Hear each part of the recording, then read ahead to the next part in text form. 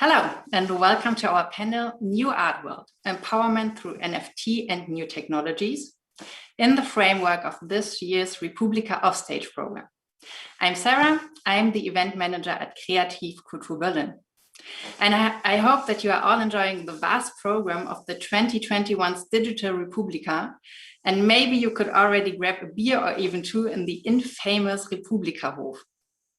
So this panel today is organized by Kreativ Kultur Berlin, and we are the Berlin Advisory Center for Cultural Funding and the Creative Industries, and a project by Kulturprojekte Berlin. And as an advisory center, we offer orientation and perspectives when it comes to funding and financing of cultural and artistic projects. We also bring current perspectives into the public discourse, and that's what we want to do today. So today we're going to take a dive into the current discussion on NFTs and new technologies in the art market. And in this panel, we want to find out whether NFTs offer potentials for empowerment to the artist. We will discuss chances and risks of the new art world. And we want to know which new forms of trade and distribution will be developed and which of them will be established in the long term. So I'm very much looking forward to the discussion and our great speakers today. And with this said, I hand over to Annika Meyer, our moderator for today's panel, New Art World, Empowerment Through NFT and New Technologies. Thank you, Sarah, and welcome everyone on stage. Hello, speakers, hello, guests. I hope you're having a good time in front of the screen. I guess they're used to it, seeing people on screens. So everyone is speaking about NFTs right now and a revolution in the art world. The big auction houses are suddenly interested in historic crypto art and current NFT trends. Artists are selling the NFTs directly on marketplaces like Nifty Gateway, Super Rare, and Foundation. But do artists really feel empowered, or are there new gatekeepers around? We're going to discuss this question, more questions with our speakers tonight. But let's start with the keynote by Maria McConaughey. She's a blockchain expert, a curator, and the founder of Blockchain DB. So, Maria, welcome on stage, and we're ready to listen to your keynote now.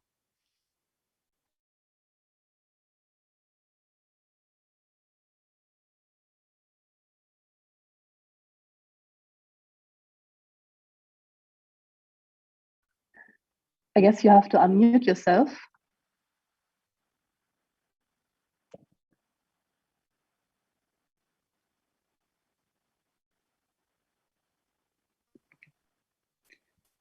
Now I can. Okay, we now hear you. Thank you. Thank you. Hi, everyone. I'm very happy to be here. Thank you for having me. So let's start. The modern web is all about digital content, but it has been difficult for decades to monetize it. And this is because digital is shaped differently. And that means that digital can be easily copied with no loss of quality. Digital can be spread on the internet in seconds, and it is hard to know where the content is coming from, who is the original creator, who is the rights holder, how to license it, and so on. And that brings us to major problems for attribution of the file, chain of ownership, the provenance, and therefore valuation. We place very little value into digital works. And this is just how the web works. So why fight the physics of bit? Digital wants to be free, it is its nature, but at the same time, how do we capture its value? How creators can get compensated, and how we can prove digital ownership. So what if we could solve this? And the main question for us was, what if you could own digital art the way you own Bitcoin? And blockchain technology is this decentralized ledger that underpins Bitcoin. And main properties of it is that no one owns it, no one owns this ledger, everyone can write into it, and no one can delete from it. And writing into blockchain is like etching in stone, which allows us to issue assets and transfer them. And this is why blockchain enables provenance for digital. So in the art world, as we know, provenance is extremely important to prove authenticity of the work. Knowing who created the piece, having this clear chain of ownership, knowing the full journey of the work. And this what drives the value of the work. Provenance is important for valuation. So this year, the whole art world saw the major sale of blockchain authenticated art by graphic designer / artist Beeple, which made him the third most expensive living artist behind Jeff Koons and David Hockney. And for me, this sale is important because it is a statement to the world. And the statement is to pay attention to the technology because it's here to stay.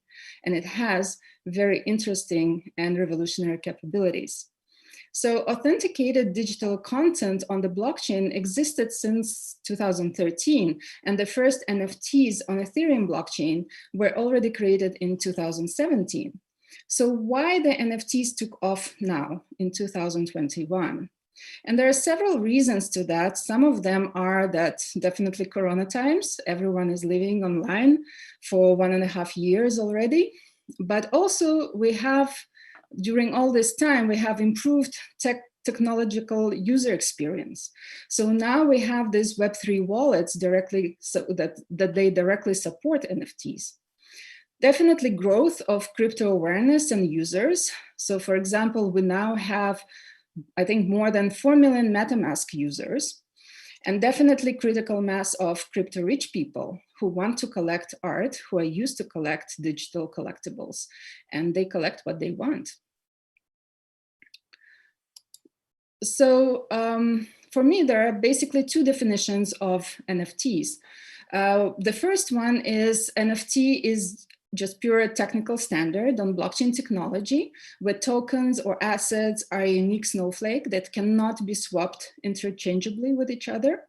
And the second, NFT also as a field for creative work. So everything that is intellectual property, digital works on the blockchain to create scarcity and enable monetization for something that does not have a physical form.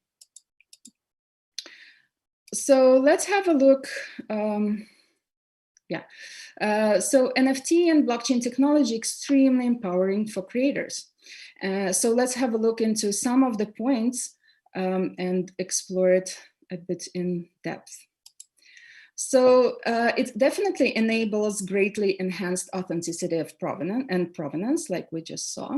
So to have this proof of authenticity, that creator is creating this unbreakable link between its identity and the artist's work.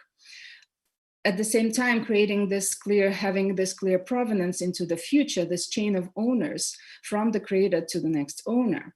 And building on top of that, we can have programmable resale rights built in for perpetuity. And this is extremely revolutionary, having royalties and artists' rights for resale programmed into the system. And also this technology enables this more flexible licensing options. So for different types of work or usages, creators can have very flexible licensing options. So going further, this also allows direct connection to the audience, to the collectors. So building and engaging the community is also extremely empowering for digital artists.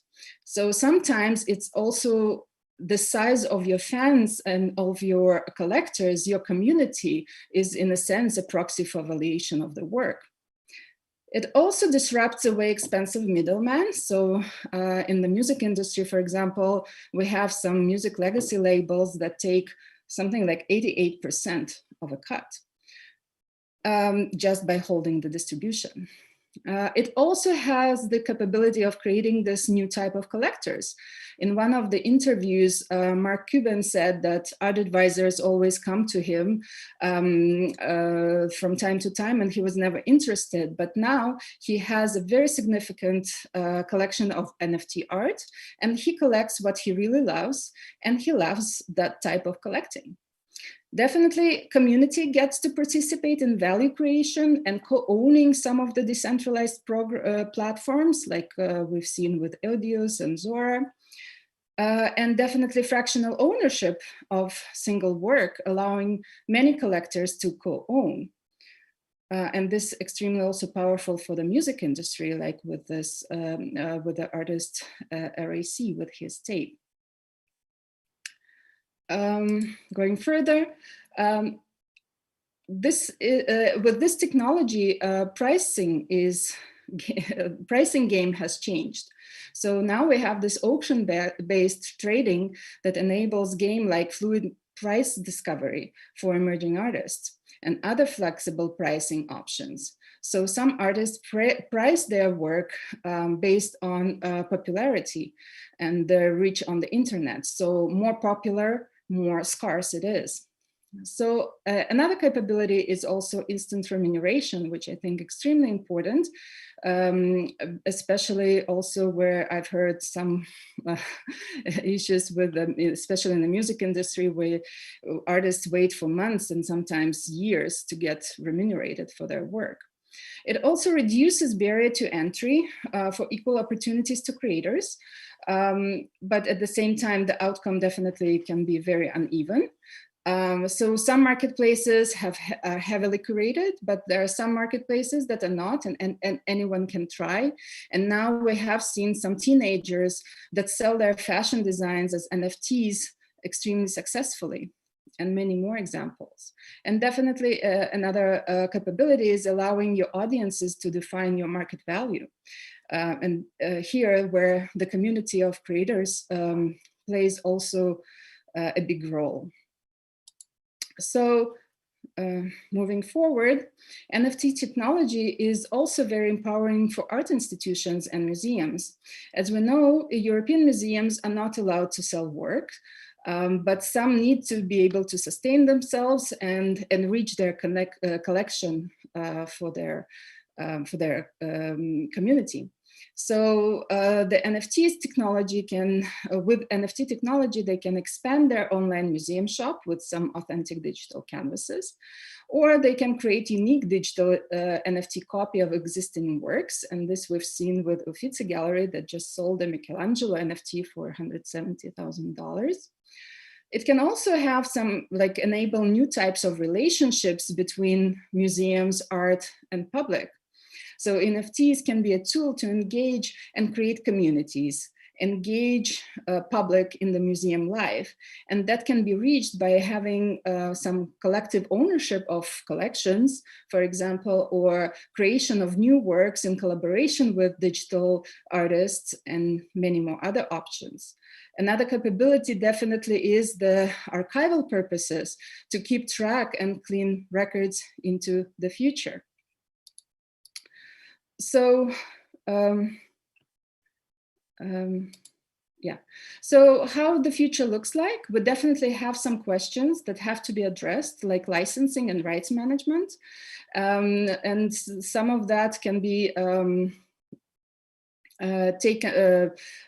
solved by using intellectual property tools like laws and licenses through their terms of service to better protect NFT creators and collectors. Definitely some mainstream dismisses NFTs as bubble of speculation and flippers, and they're partially right, but time will show what stays and what not. And definitely environmental impact of technology. And this is being addressed as we speak with proof of stake blockchains, or for example, Ethereum V2 version. So I can't move to next slide. Oh, here. Yeah. So to summarize, I am very optimistic, and I will give my version of the future. I know there is some problems that we still need to address, and this technology is still at the beginning, but it is the technologies that's very empowering for creators. And imagine that all art is on the blockchain, physical and digital. So, and it enhances authenticity, and the new collectors can emerge, and it has major capabilities. So thank you very much. I think I can't move again. Thank you. Thank you very much for your keynote. That was very interesting. now Eddie Wagenknecht and Manu Rossa, two artists who are around in the digital space, let's say since forever, when we count like internet years and days. Eddie Wagenknecht is an American artist, researcher, and blockchain expert, and she's part of an auction by the traditional and legendary auction house Sotheby's right now, which already brings us to the first question. Welcome, Eddie, on stage. What has changed for you as an artist through the current NFT hype? I think you've also brought a presentation with exactly work. Yeah, so I've traditionally showed work in traditional museums and institutions and galleries for the last almost decade.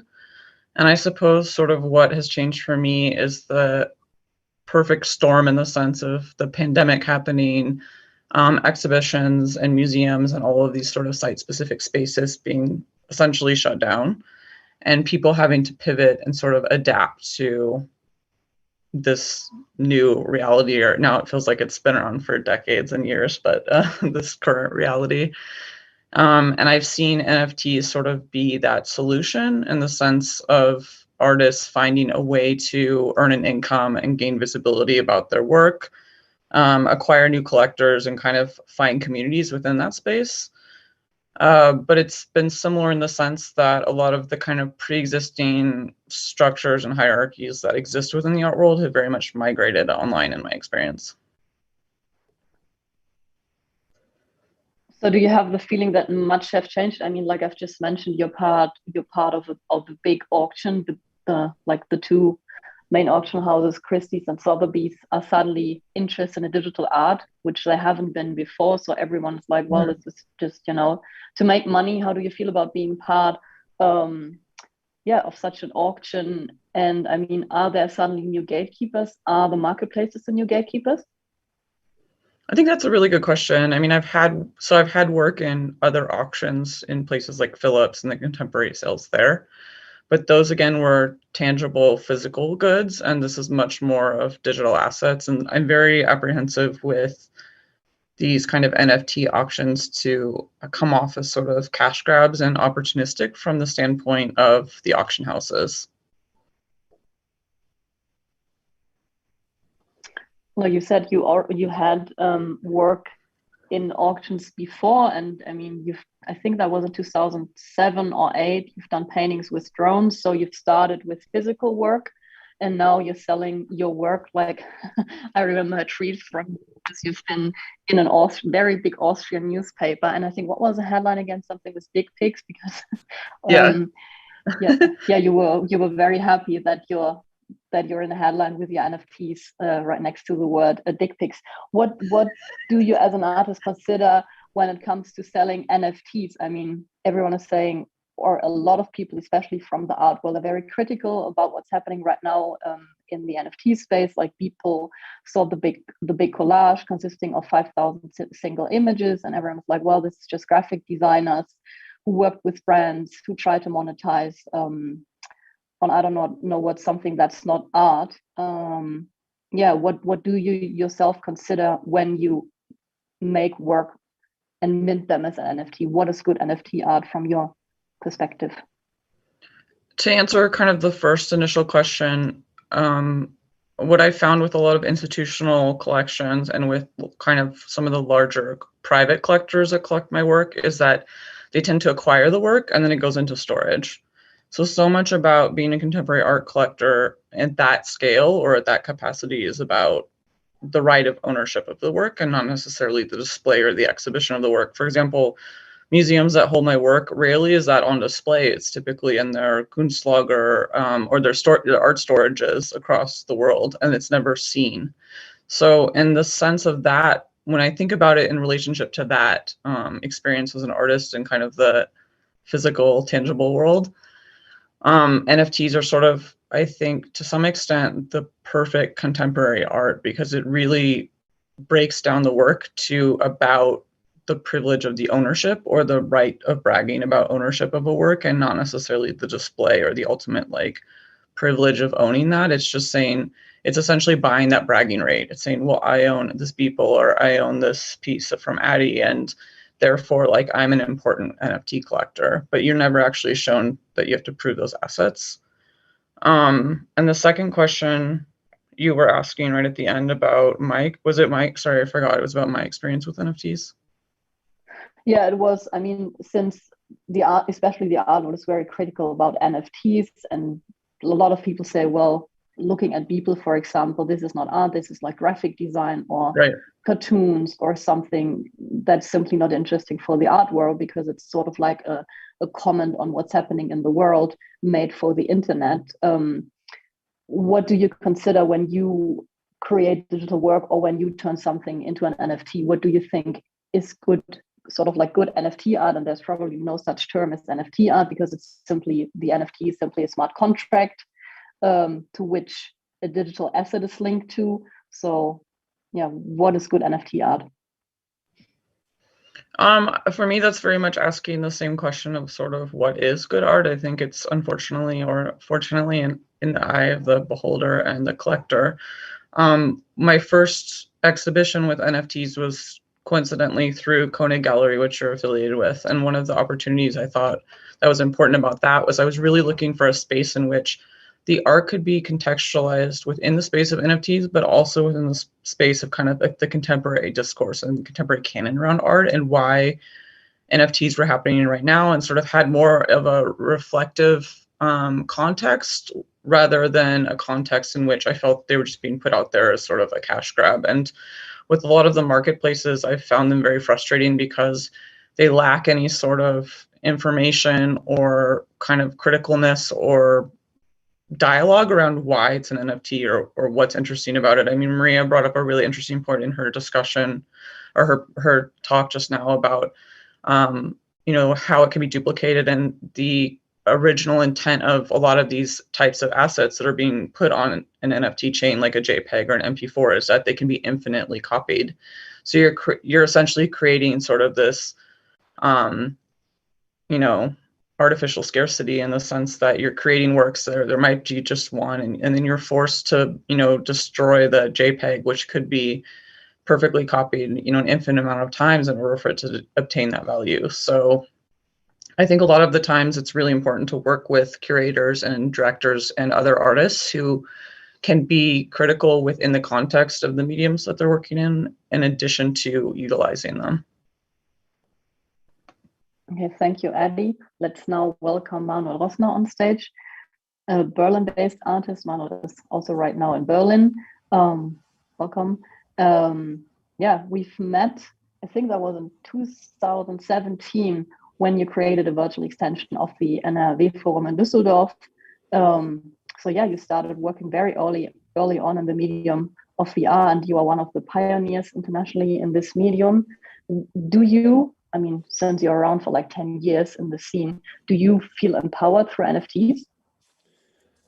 Hi, Annika, first of all. Thanks for having me, and nice to meet everyone. Do I feel empowered? I think definitely, yes. There's, if you look at the image that before this one, that's or also this one, can it play again?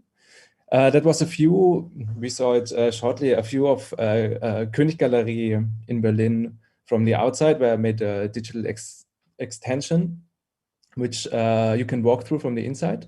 That's what you can see now. And when this was in 2020, so 1 year ago, and at that time it was, we thought about selling it. Of course, it's a commercial gallery, but there was no way of doing it. And it was a VR version of it, which is really a big artwork for me, and also like press was all over the world. But the connection with collectors was difficult. But right now with NFTs, that is really a possibility. And of course, art is important, but also artists need to sustain themselves, and therefore it's really empowering. Yeah. That's great to hear. And like you've mentioned, we've worked on a couple of projects together, like on your solo show, Surprisingly, This Rather Works, and on a group show where Eddie and you have been part of at König Gallery in Decentralization. I guess you've brought images. So the NFT marketplaces like Nifty Gateway and Super Rare pretty much are like a mixture between a gallery and an auction house, and somehow also eBay or Amazon, because you go to the website, you click and buy, or you're part of an auction. And you're an artist who, like I've just mentioned, you've always tried to build extensions of, I don't know, institutions and so on. And that's also what you've done for us at the gallery. Can you briefly show us what you've done and what the idea behind this was? Yeah. Does the presentation work? I think so, yeah. Maybe we speak about this image first, because here you can really see an extension that I did also for the gallery in another show. The artist is online. And here you can see I made a big hole in the gallery wall, and then I draw a line into virtual space when I was wearing virtual reality goggles. So people were able to walk on the virtual and what is not possible in the digital. Maybe boiled down here, this is a digital painting that I also did in this rectangular format to refer to art history as well. It's the classic format of a portrait drawn in virtual reality, and then there's a physical version of it. So you can put it next to each other. Depending on the context, it's even hard to tell which one is physical and which one is real. And so this border is constantly interesting to me. And yeah, so you can experience new spaces that feel like home a bit, like the real world, but also like something new.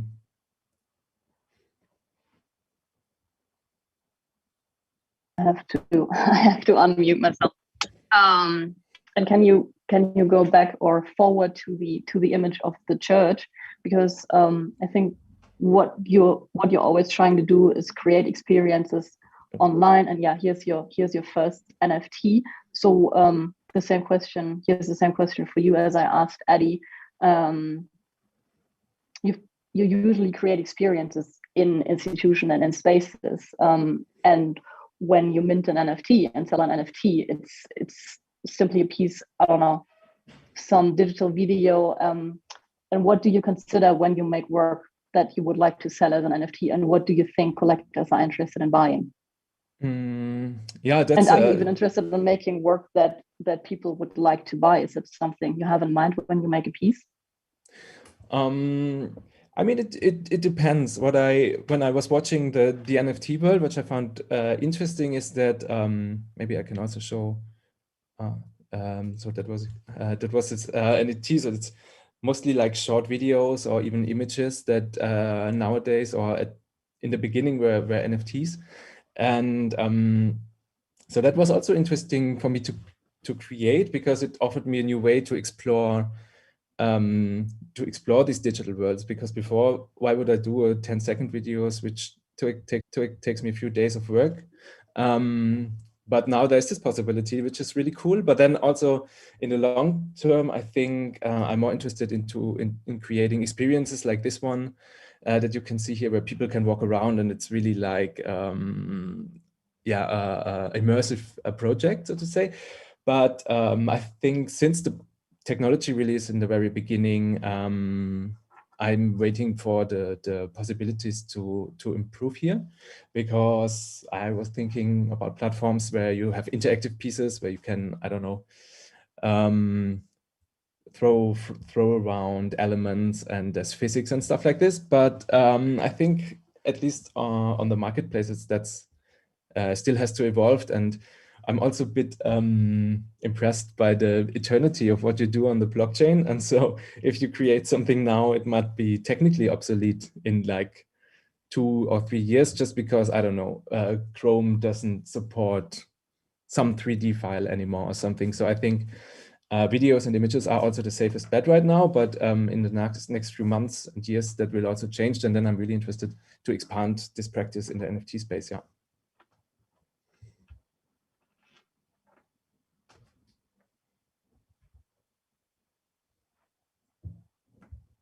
I didn't unmute myself. That was very smart. Hi, Maria. Thank you, Manuel. I do have 1 or 2 questions for you, because you've been part of Ascribe, sort of like a very early version of an NFT marketplace, if I can introduce it like that. When you look at what's happening right now in this space, What are your thoughts on this? And do you think this is it's sustainable? What's happening right now? Does anything has to change? Yeah, that's I've been actually, since NFTs kind of took off, been following it. And I've been actually really happy, because when we started thinking about it already in 2013, I have spent so much time just explaining what blockchain is and why you need it. The educational part was really hard. And we talked to a lot of different galleries, and most of the galleries didn't, like at the beginning, we wanted to put the prices in. A lot of galleries didn't want to put any prices into the system, because that's just was not public. And it's changed a lot, and it makes me very happy that things progress and there is ways and opportunities for artists to monetize, because I've seen and talked to digitally based artists that could not pay their bills, and this technology that allows monetization and also this resale rights, that is, I think, amazing. It's great opportunity for creators in the future. And there is huge potential, of course. We are at the very beginning, so definitely more tools are needed, more marketplaces are needed to develop, like Manuel just mentioned. And I think there are so many other opportunities for collaborations between different artists, and having, and the technology is technology. So it's not like a magic bullet that solves all the problems of the art world. It's a technology, but it can be used in a certain ways that will be extremely empowering, and is extremely empowering. You just mentioned that more marketplaces might be needed. I mean, right now there's, let's say, 3 big marketplaces: Nifty Gateway, Super Rare, and Foundation. Has anything really changed in this space? I mean, there's galleries who choose, usually there's galleries who choose artists, they give them their space, they show exhibitions, they keep selling their work, they keep working with them. And from what I see, the marketplaces like Nifty Gateway and Super Rare are sort of like replicating the power structures of the art world. What are your thoughts on this? I think the time will show, definitely, but I think also it's something that like traditional galleries, art galleries, there's a huge amount of art galleries that can use that technology, right? And then they empowering their creators that they already curated, that they're already taking care of. Some of the galleries are extremely digital, like Left Gallery here in Berlin, or Transfer Gallery, and they have been always connecting the creators with their audiences. But some traditional art galleries definitely can also use those technical tools to enhance authenticity, to help their creators. So digital marketplaces, they will emerge, they will come and die and come and die. I think that's a natural circle of life, I guess, if you want to call it that way. And we see it from Web3, like websites and e-commerce been going up and down. So, but definitely, I do believe that there are, all this is also serves a purpose to show that traditional art world can use this technology. Okay, thank you, Maria. And you've just mentioned something very interesting, which brings me to our next speaker, Anita Posch. She's a Bitcoin activist, author, and podcaster. You might know her podcast, The Anita Posch Show. And yeah, like you just mentioned, e-commerce, everything is going up and down. Anita, you're a big Bitcoin expert. Bitcoin is going up and down like crazy right now. Everyone is speaking about it. What are your thoughts about the current hype around NFTs? Oh, I think definitely it's in a bubble. So we have a hype around NFTs at the moment, the same way as we had a hype around ICOs in 2017. But I'm very convinced that NFTs are here to stay. So I think the market is also overheated a little bit because a lot of people use it in the US, not in the art space, but in the basketball space. So the NBA collectibles are like selling like hell, you know. And I think it just gives people who like to collect stuff great possibility to collect digital items. And so, yes, at the moment, I think it's a hype, but it will be like in Bitcoin. It goes up and it goes down, but it will stay. Thank you. But I mean, what do you think needs to happen that people from within the art world are sort of like more convinced about NFTs and the potential? I mean, right now, they're looking, like I've mentioned before, at the work and say, well, this is not art, this is graphic design or something that's simply not interesting. What can we do as people from within the art world, as experts like you? What can we do to make all of this sustainable? I think there are some technical problems to be solved. That is true. Like, for instance, if you have an NFT on some platforms, then you are like in a walled garden. But the true power and empowerment lies within decentralization, so that you can move your NFT from platform to platform. These are technologies that are very innovative and are built at the moment in fast pace. So we also see in the Bitcoin space, I mean, we had the first NFTs on Counterparty in 2012, 2013. And now we see Bitcoin sidechains like Rootstock, RSK, where basically new protocols on top of it are built, like Sovereign, that will enable NFTs on the Rootstock blockchain. So, and then you can have thousands of platforms with an interchangeable standard. And now I forgot the second part of your question. What can we do? For the traditional artwork. Exactly. I think it's I found it very interesting what the artist had to say here today, because I was talking with Rare Skrilla, who made the DJ Pepe NFTs in 2016. He's a musician. And he told me basically that he's doing co-creation with his users, because he can now create new kind of art forms. Like, his music is now layered music. He can sell the different levels of his music, the different MP3 files, as an NFT. And then the buyers, the owners of the NFT, can co-create the artwork, the music, with him as the artist. And I think that's the very interesting stuff here, that really new art forms are possible, and that artists and creators can create their own communities and co-create. And I think one of the misunderstandings is also that everybody is looking at the NFT, how shiny they are. But the underlying the thing that really makes it magic is the access to things. It's a key that enables the buyers to access things that the creator can specially build for them, like access to special events where only NFT holders can attend. Also, like I said, this layered art thing. And so I think the decentralization empowers artists, and it also gives, I mean, there are a lot of people in this space who have silly amounts of money. I've talked with Adam B. Levine, who knows Metakovan, and Metakovan is the buyer of people's art piece.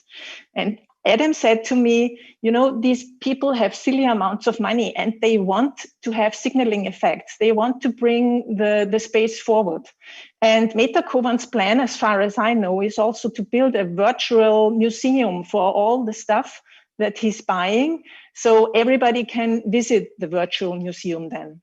And I think it's like a new renaissance, you know. People behave or want to be like the new Medici in a way, and support the artists and the creators.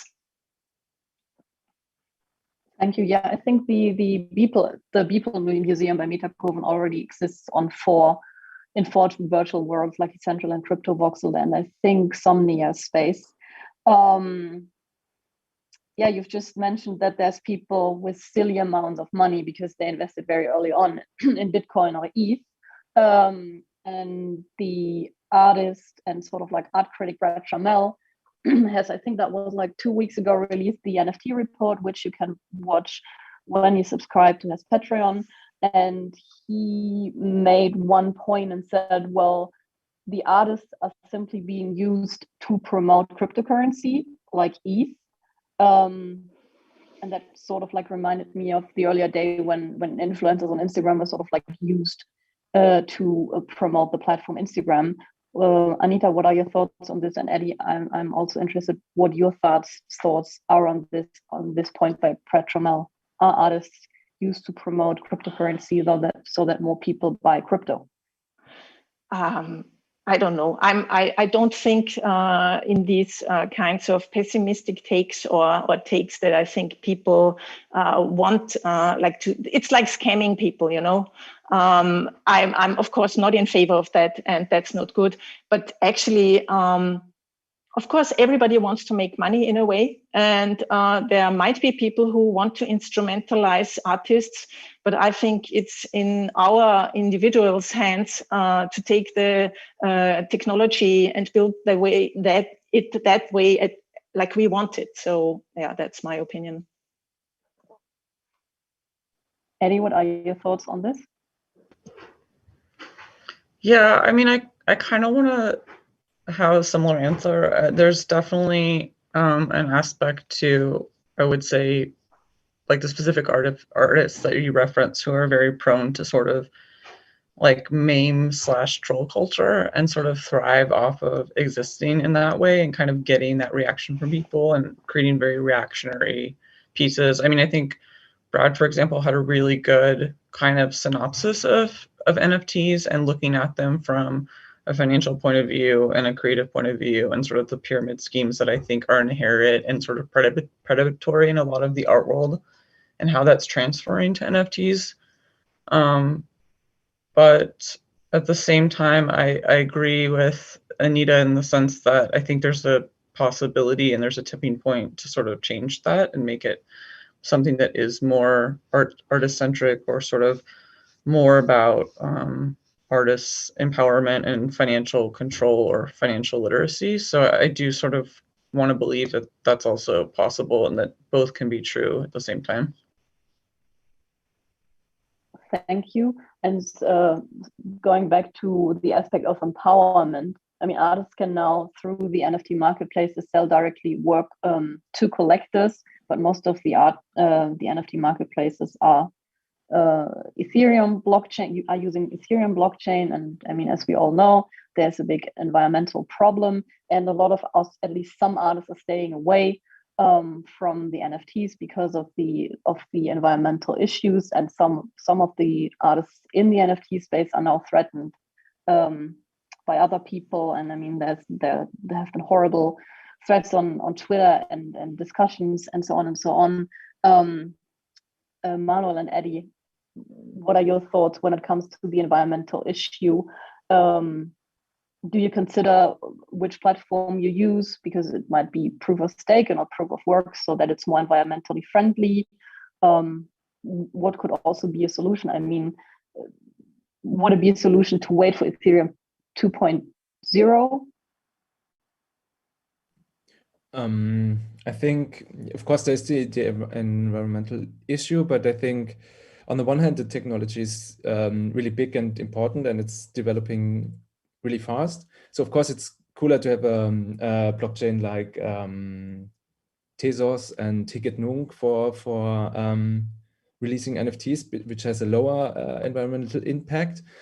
So it's visible that that's the solution. And I think the NFT space is way easier to improve in terms of environmental friendliness than the traditional artwork, where you have to ship very heavy things sometimes around the world and then ship them back because somebody bought them somewhere. So there's little possibility to improve, while in the NFT space, it's really easier and already happening.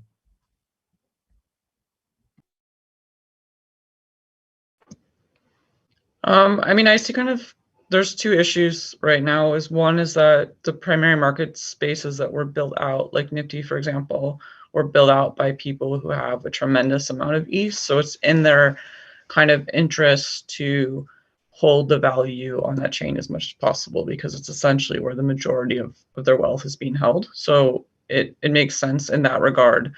Ethereum was sort of one of the first chains that did DeFi and NFTs and kind of DEXs and all these things that are essential, I think, to developing these decentralized marketplaces.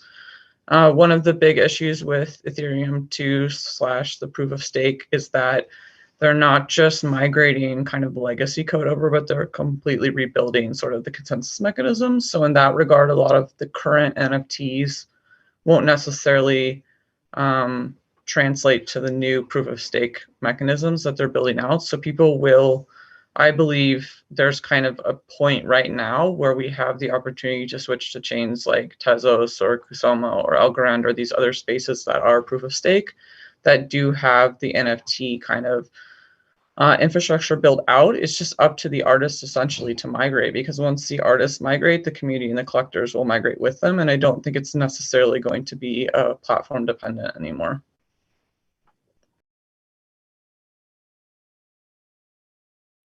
I'm still on mute. You've just mentioned the word community and the sort of like close connection between artists and collectors that's sort of like somehow now necessary. I mean, Twitter is like the space right now. I mean, I think 50 or up to 75% from the traffic to platforms such as Foundation and Super Rare comes when it comes to social media from Twitter.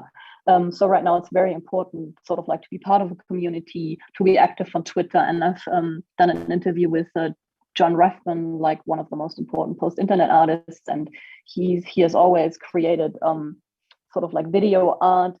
And he's like one of the big names represented by Spult Magas. And he said he feels very strange that when he publishes work on an NFT marketplace, he suddenly has to behave like a salesperson. He has to promote his own work. That's something that's usually the job of a gallery. You do your exhibition as an artist usually, and then the gallery takes over, does all the press work. There's a sales team who speaks with the collectors and so on and so on. Manuel and Eddie, how do you feel as artists right now in the space? Do you feel like a salesperson? How is it that you sort of like have to, I don't know, it's very interesting seeing artists who are like, I mean, when you drop a piece on or when you mint a piece on Foundation, you set a reserve price, and then once that reserve price is met, 24-hour auction starts. And then the artist suddenly has to moderate his or her own auction. How is that for you?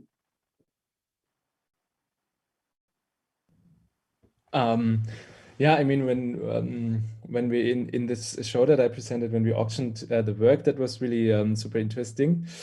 I think maybe it was Raphael Rosenthal, I'm not sure, who said the time that we promote our art, we don't make it. So yeah, I mean, creating digital art is so oftentimes time consuming, and I like spending my time with it, but then also the possibility of engaging with people and also creating experience that are not only like one direction. That is super cool, and also a possibility, I think. Yeah, I mean, I have to be honest, I haven't been doing the salesperson thing at all. If anything, I've done it less with like the NFTs that I put out than I have with my own kind of like real world art. But I do think the artists that are extremely successful are also the ones who are quite good at sort of like grifting and shilling their work across multiple spaces and platforms. And that's, like Manuel said, it's sort of part of that community, and I think part of the like mechanisms of existing within it.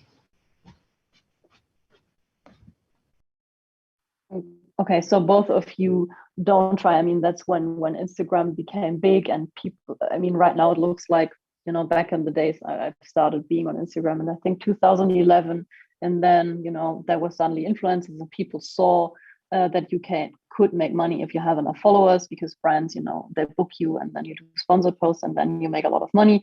But to grow on Instagram, you sort of like had to be part of a community, and I see this now replicating in the NFT space, and it's sort of like when people do a drop, it's accompanied by a talk on Clubhouse, and everyone joins each other in these Clubhouse rooms, and the artists, collect the work of the other artists, and so on and so on.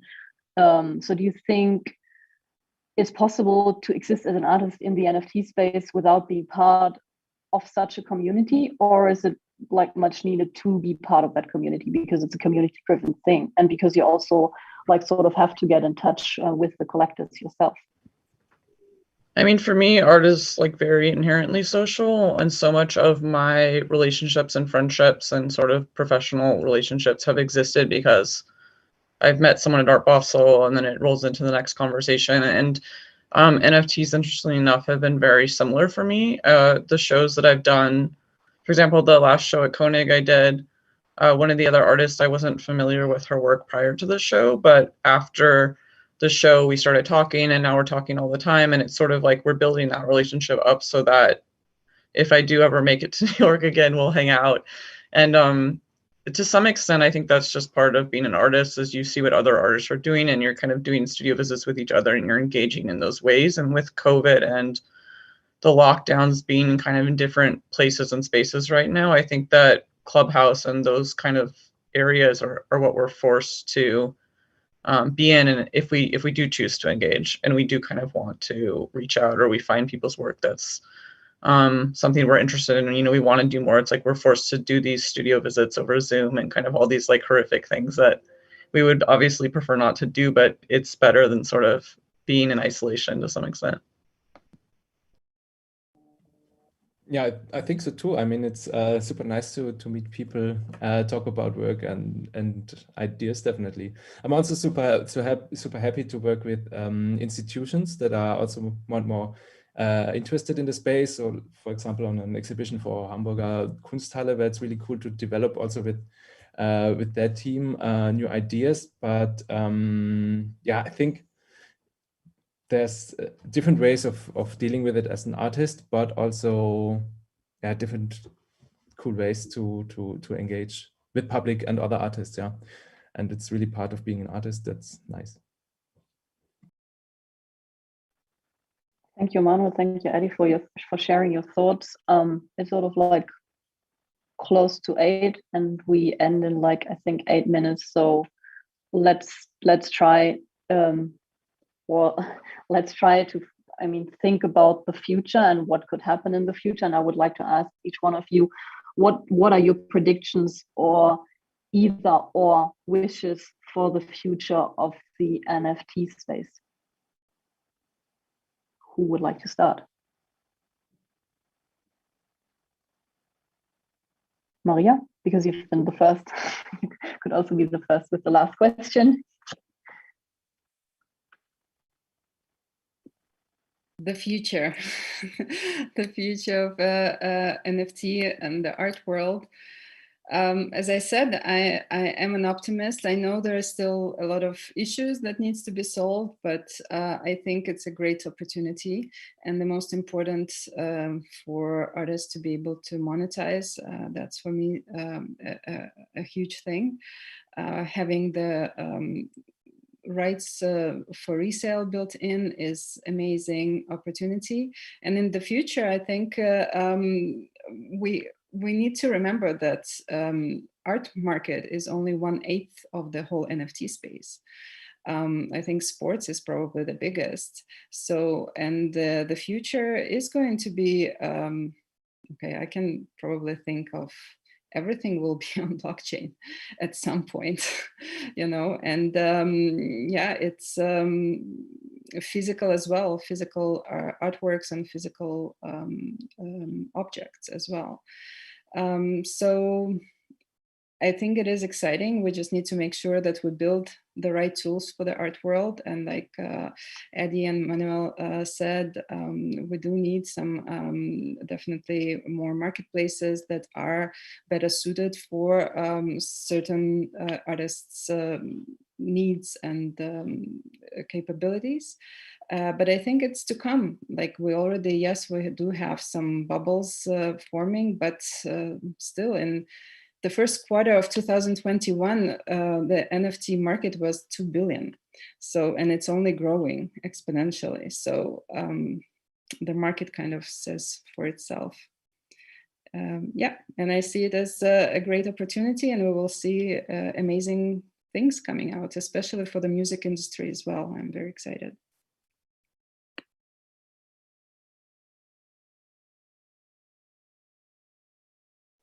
Who's next? Anita? Yes, I can go next. Yes, I agree. And thank you, Masha, for your great talk before. And I would like to say something optimistic, and I hope, about the energy consumption and the problems we have here. For instance, NFTs on a sidechain of Bitcoin like RSK are merged mined. That means there is no additional electricity needed to mint them. And there are also a lot of other layer 2 technologies that will not add to the energy consumption. And I'm very optimistic about the new NFT space and the possibilities for the future. And as Masha said, there need to be many technical improvements. And I see one of the biggest advantages of this decentralization is that it gives creators like me and also artists like you the possibility to free yourself from the centralized platforms like Instagram, Facebook, and all the others. And I think this is a very important step for the empowerment of all individuals, basically, and also from the privacy perspective. But that's another thing. So thank you. And next one, please.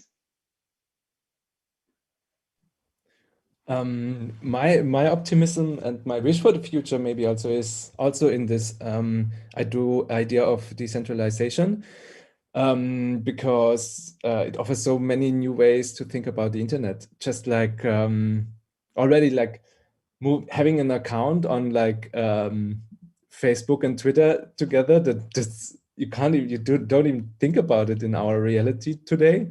And what blockchain wallets do, it's something like this. And then there's Decentraland, where you have neighbors and they can do whatever they want with their ground and surprise you with something new around the corner. That's really cool. Yeah, so this is really, really interesting. You think about it like it's kind of a publicly owned Facebook or something like this, maybe. But of course, there are also many, many hurdles and risks. But I'm interested in learning more about that direction.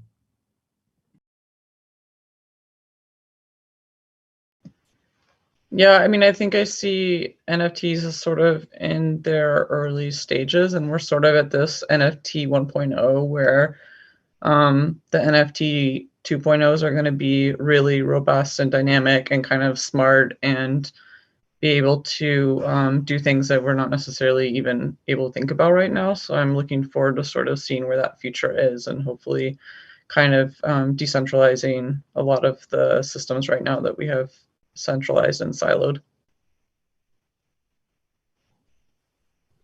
Thank you for your thoughts. Yeah, it looks like the future for NFTs is bright. Also for the artists, all of you feel empowered. All of you are positive about the future of the NFT space and the future of digital art. That's a great way to end the evening. Thank you for joining us live tonight. Sarah, is it correct that some people might have joined us later. People can watch it afterwards on YouTube, right?